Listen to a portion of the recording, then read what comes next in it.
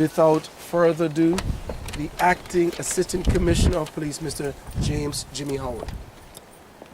Good afternoon, members of the media. In a few moments, I will ask Chief Inspector Dave Greenidge to give you an update in relation to the investigation of a man who was shot in the Cove Valley area of St. David's. This man is detained at the hospital at the present time and is receiving treatment for his injuries. The injuries do not appear to be life-threatening. The Bermuda Police Service is keenly aware that the community has enjoyed almost 7 months with no shooting deaths or injuries until recently.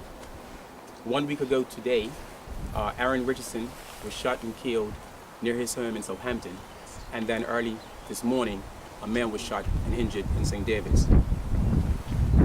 It is therefore understandable that the community will be worried. I can only reiterate that the information that they provide is essential to our investigation, and the advice, if you know something, say something, can only help to make Bermuda safer. The detectives are keeping an open mind into this investigation as it moves forward. At this stage, it does not appear to be linked to the other incident, and there is no evidence to support that it's as a result of one gang targeting another. To the St. David's community, over the next few days you will see an influx of uniformed officers. Don't be alarmed. They're here to assist in the door-to-door inquiries and to provide relevant information to the community. And hopefully they will obtain information from the community in relation to any suspicious activity they may have seen over the last day or so. At this stage, I will hand over to Mr. Greenidge, who will give you an update on where we are with the investigation. Good afternoon. As a follow-up to Acting Assistant Commissioner Howard's information, I'll now give you a brief update on the investigation at this point. Around 2:45 a.m. this morning, Wednesday the 30th of April, police officers responded to report of gunshots in the Cove Valley, St. David, St. George's area. Officers were directed to a 20-year-old male who was suffering from suspected gunshot injuries to his lower extremities. First aid was administered, and the male was later transported to the King Edward Memorial Hospital, where he's currently receiving treatment. Those injuries are not life-threatening. Officers understand that immediately prior to the shooting, the victim was involved in a verbal and physical altercation with 2 or more persons in the area. Forensic scene examiners and detectives, they've just finished their examination and search of the area surrounding the crime scene, and have gathered some evidence from that scene which we will process at a later date.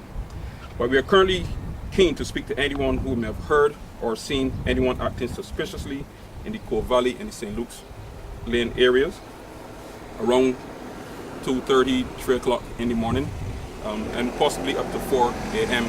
this morning. We are looking for anyone that has seen any vehicles, and more specifically, a dark-colored four-door sedan motor car. This vehicle was allegedly to be in the area around that time, and significantly, the vehicle did not have any license plates attached either to the front or the back. So that's very, very significant to this investigation. So we're appealing to any persons who witnessed the incident or can provide any information to contact detective from the Serious Crime Department. And the senior investigation officer for this particular incident is Detective Inspector Michael Redfern. And these officers can be contacted at 247-1739 or 247-1340, or the confidential and independent Crime Stoppers hotline at 800-8477. Thank you. Either of you gentlemen, we understand that police may have already recovered bullets and someone may already be in custody. Can you care to comment on that? Well, in terms of the forensic evidence gathered at the scene, we will not comment on that. However, I can confirm that we have 2 people in custody. They were arrested on suspicion of varying offenses that they would not disclose at the time. They have been interviewed by officers, and they will be continuing to be interviewed over the course of the next few days. So those 2 people are not they weren't arrested in connection with the shooting proper? But they were arrested in connection to this.